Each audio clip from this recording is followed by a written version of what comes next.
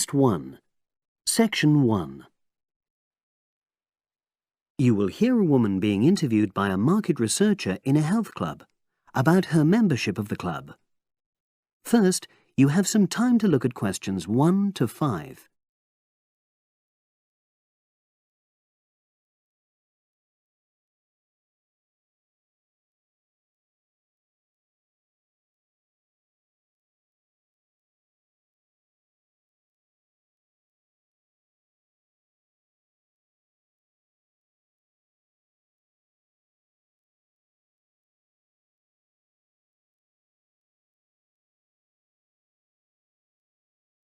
You will see that there is an example which has been done for you. On this occasion only, the conversation relating to this will be played first. Oh, excuse me. I wonder if you'd have the time to take part in some market research. What's it about? About this club and your experiences and opinions about being a member. It'll take less than 5 minutes. Oh, OK then, as long as it's quick. Can I start by taking your name? It's Selina Thompson. Is that Thompson? Yes. Okay, great. Thanks. The woman's name is Thompson, with a P. So Thompson has been written in the space. Now we shall begin. You should answer the questions as you listen, because you will not hear the recording a second time. Listen carefully and answer questions 1 to 5. Oh, excuse me. I wonder if you'd have the time to take part in some market research. What's it about? About this club and your experiences and opinions about being a member. It'll take less than 5 minutes. Oh, OK then, as long as it's quick. Can I start by taking your name? It's Selina Thompson. Is that Thompson? Yes. Okay, great. Thanks. And what do you do for a living? Well, I'm an accountant, but I'm between jobs at the moment. I understand. But that's the job I'll put down on the form. And would you mind my asking which age group you fall into? Below 30, 31 to 50, and above? Over 50, I think we can safely say. Great, thanks. And which type of membership do you have? Sorry, I'm not sure what you mean. Do you mean how long? No, is it a single-person membership? Oh, right, no, it's a family membership. Thanks. And how long have you been a member? Ooh, let me see. I was certainly here 5 years ago, and it was probably 2 to 3 years more than that. Shall I put down 8? Oh, I remember now. It's 9, definitely. Sorry. No problem. I've got that. And the last question in this first part is, what brought you to the club? Sorry? How did you find out about the club? Did you see any ads? Well, I did actually. But I have to say I wasn't really attracted to the club because of that. It was through word of mouth. So you were recommended by a friend? Actually, my doctor. I'd been suffering from high blood pressure, and he said the club was very supportive of people with that condition, so I signed up. Great, thanks.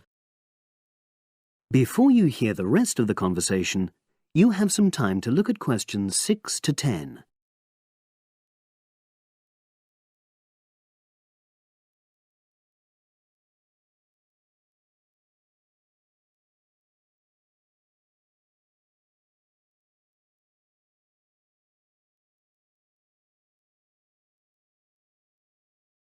Now listen and answer questions 6 to 10.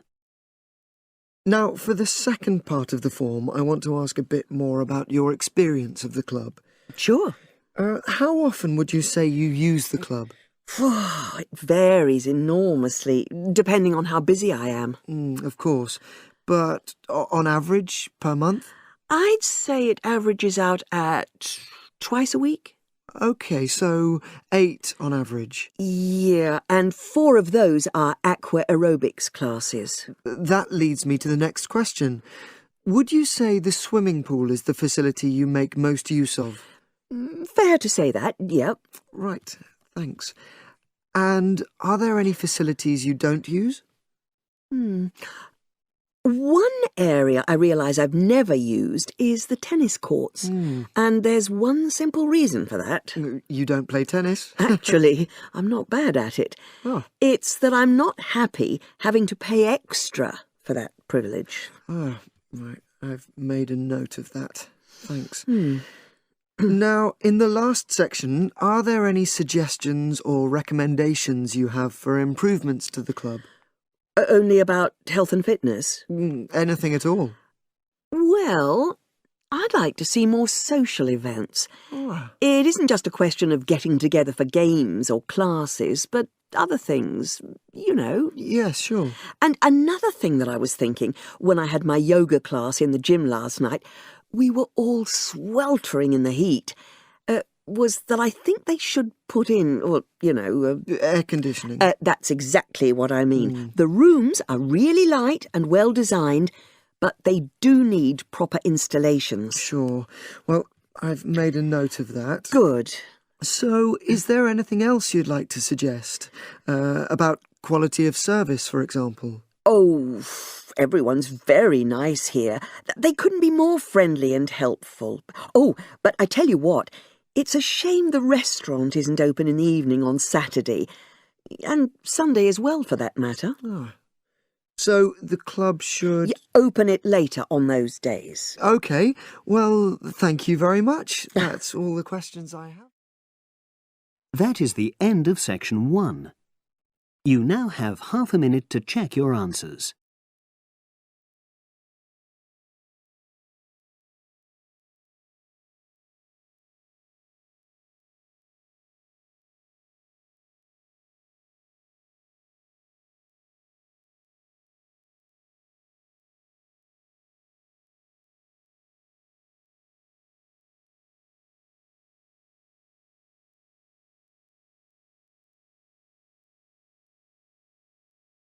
Now turn to section 2. Test 1, section 2. You will hear a trainer giving a talk to people who want to learn outdoor survival skills. First, you have some time to look at questions 11 to 16.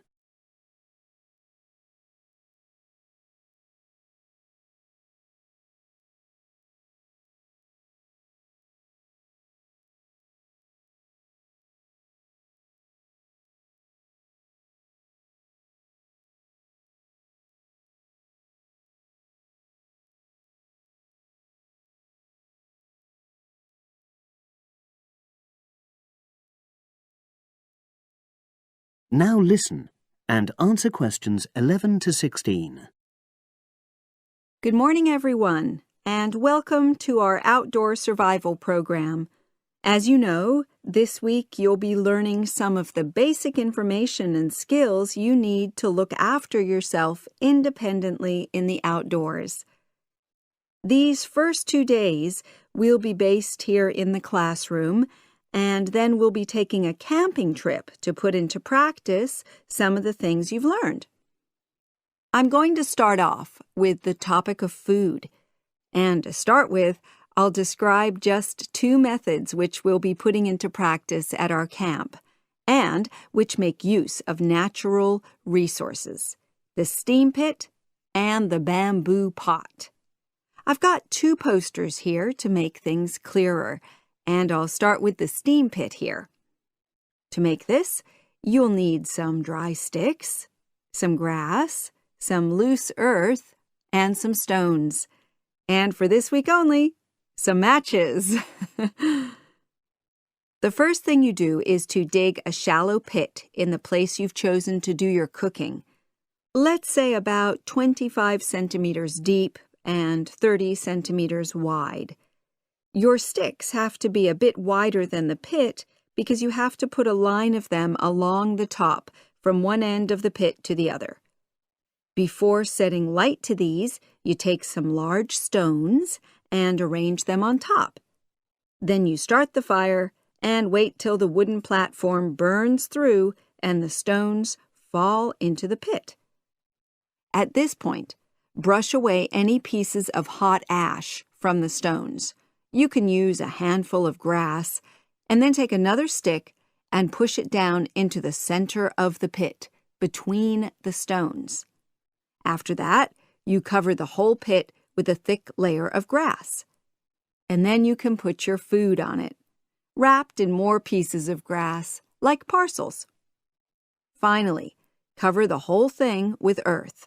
You have to pat it firmly to seal the pit. Then all you have to do is take the stick out and pour a bit of water into the opening that it leaves. It should take about 4 hours for your food to cook, as it cooks slowly in the steam that's created inside the pit. Now you have some time to look at questions 17 to 20.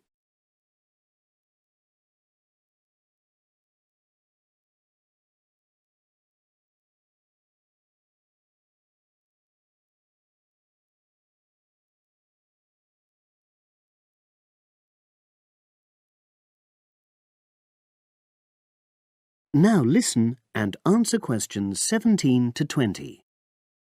So, simple but effective. The other method you're going to practice this week is the bamboo oven. Now, the steam pit is ideal in certain conditions because the heat is below ground level. For example, if there's a strong wind and you're afraid a fire might spread. But when it's safe to have an open fire, you can use the bamboo oven method. You get a length of bamboo, which, as you probably know, is hollow and consists of a number of individual sections with a wall in between.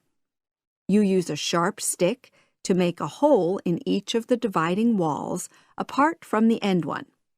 Then you lean the bamboo over a fire, with the top propped up by a forked stick and the bottom sitting on the ground.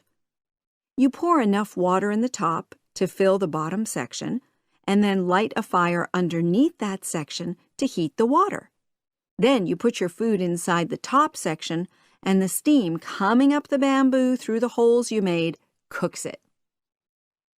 I'm going to move on now to food itself and talk about some of the wild plants you might cook. I'm going to begin with fungi.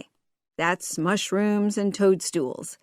I'm sure you'll be aware that some of these are edible and they're delicious, but some of them are highly poisonous.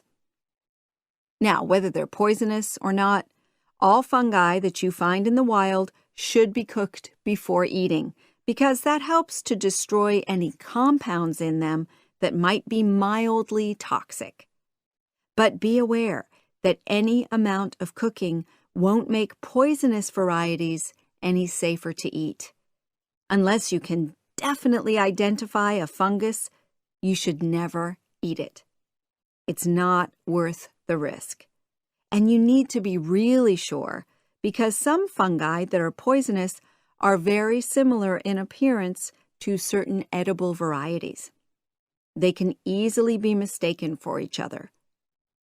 So, having said all that, fungi are delicious when they're freshly picked, and although they are only moderately nutritious, they do contain minerals which the body needs. I'll move on now to leafy plants, which are generally... That is the end of section 2. You now have half a minute to check your answers.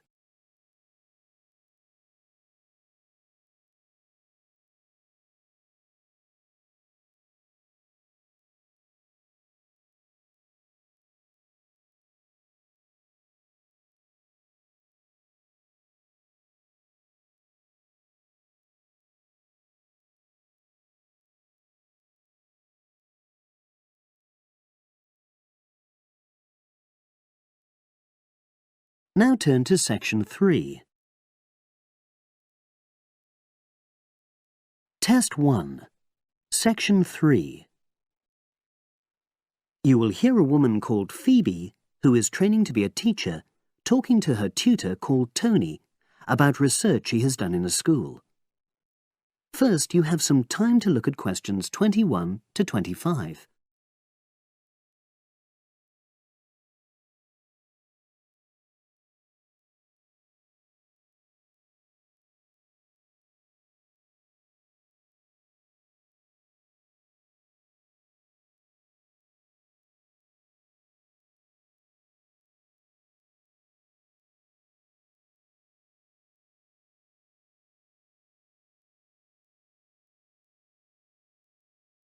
Now listen and answer questions 21 to 25.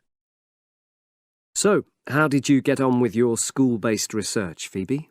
Well, it was exhausting, but really valuable. Good. What was the specific focus you chose? My title is Attitudes Towards Study Among 11 to 12-year-old Pupils. Right, and what made you choose that focus? Well, that's a bit difficult. Lots of my classmates decided on their focus really early on, mainly on the basis of what they thought would help in their future career, in their first year's teaching. So that's what helped you decide? Actually, it was that I came across a book written by experienced teachers on student attitudes, and that motivated me to go for the topic. OK. So what were your research questions or issues? Well, I wanted to look at the ways students responded to different teachers, particularly focusing on whether very strict teachers made teenagers less motivated. And from your research, did you find that was true? No, not from what I saw, from my 5 days observation, talking to people and so forth. OK.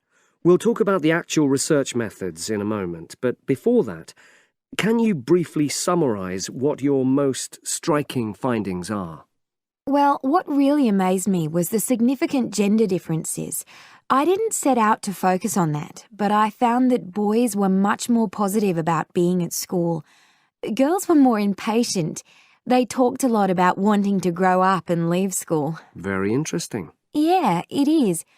From doing the research, it was clear to me that you might start out to focus on one thing, but you pick up lots of unexpected insights. Right. Did you get any insights into teaching? Yes, certainly. I was doing a lot of observations of the way kids with very different abilities collaborate on certain tasks, help each other. And I began to realise that the lessons were developing in really unexpected ways. So what conclusion do you draw from that? Well, I know it's necessary for teachers to prepare lessons carefully, but it's great if they also allow lessons to go their own ways. Good point. Now, I'm really pleased to see you doing this. Analysing and drawing conclusions based on data. But surely this isn't proper data. Because it's derived from such small-scale research. Well, as long as you don't make grand claims for your findings, this data is entirely valid. I like the way you're already stepping back from the experience and thinking about what you've learned about research. Well done. But I know I could have done it better. As you become more experienced, you'll find ways to reduce the risk of difficulties. OK. Now you have some time to look at questions 26 to 30.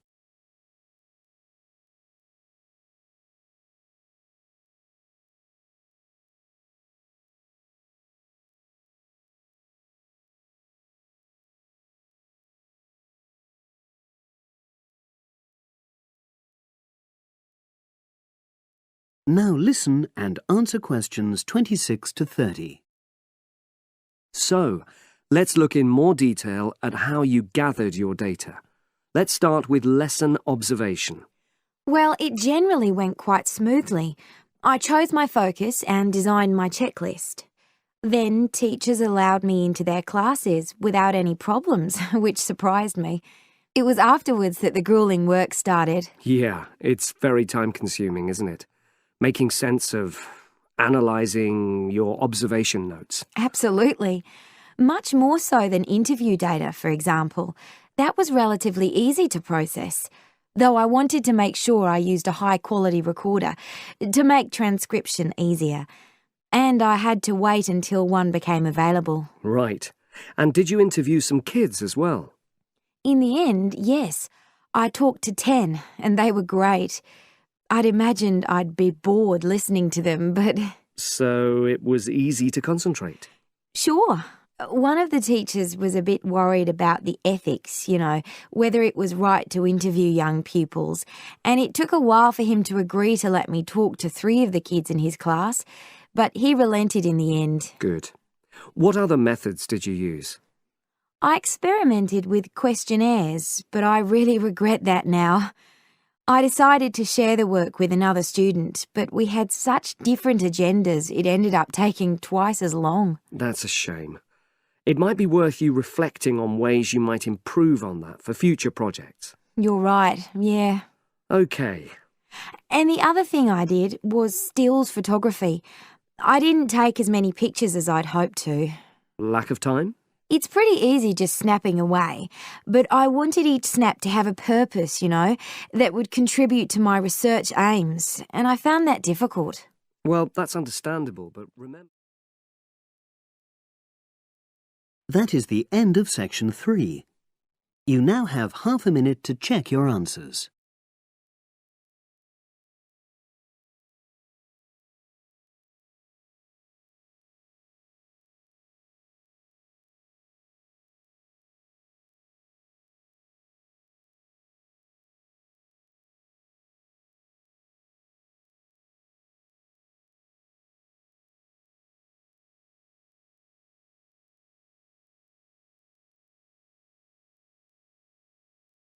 Now turn to section 4. Test 1, section 4. You will hear an environmental studies student giving a presentation about his project on saving an endangered species of plant.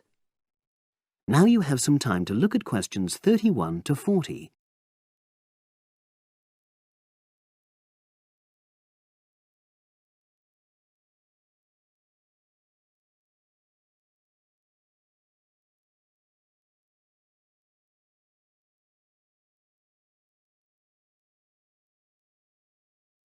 Now listen and answer questions 31 to 40. For my presentation, I'm going to summarise what I've found out about efforts to save one plant species, the juniper bush. It once flourished in Britain and throughout the world's temperate zones, but over the last few decades has declined considerably. Before I go on to explain the steps being taken to save it in England, let me start by looking at some background information and why the juniper has been so important in cultural as well as ecological terms, historically and in the present day. Firstly, I want to emphasise the fact that juniper is a very ancient plant.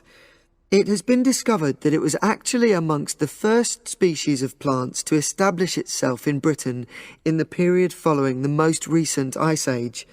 And, as I say, it has a much valued place in British culture. It was used widely as a fuel during the Middle Ages because when burnt, the smoke given off is all but invisible, and so any illicit activities involving fire could go on without being detected. For example, cooking game hunted illegally.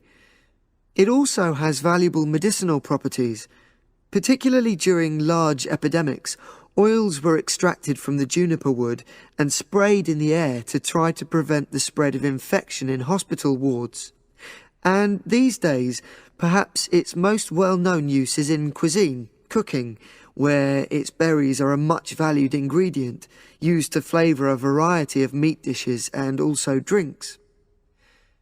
Turning now to ecological issues, juniper bushes play an important role in supporting other living things. If juniper bushes are wiped out, this would radically affect many different insect and also fungus species. We simply cannot afford to let this species die out.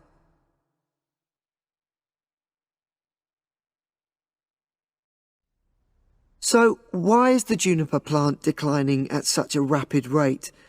Well, a survey conducted in the north and west of Britain in 2004-5 showed that a major problem is the fact that in present-day populations, ratios between the sexes are unbalanced, and without a proper mix of male and female, bushes don't get pollinated.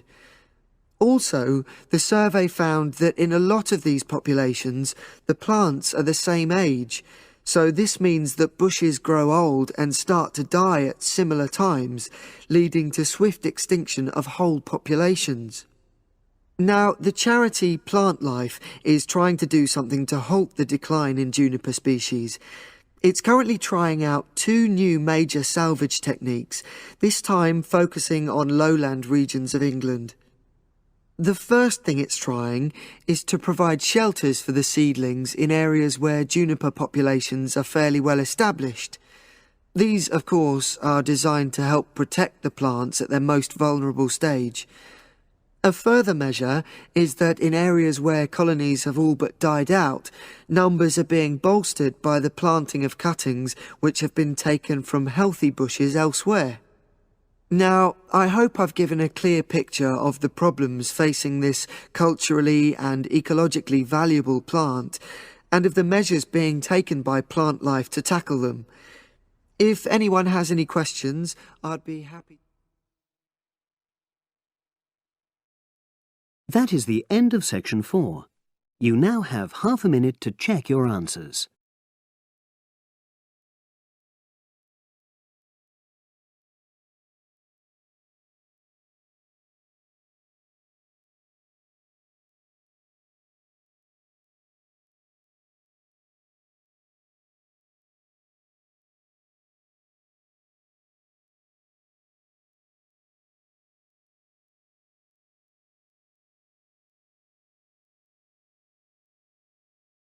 That is the end of the listening test.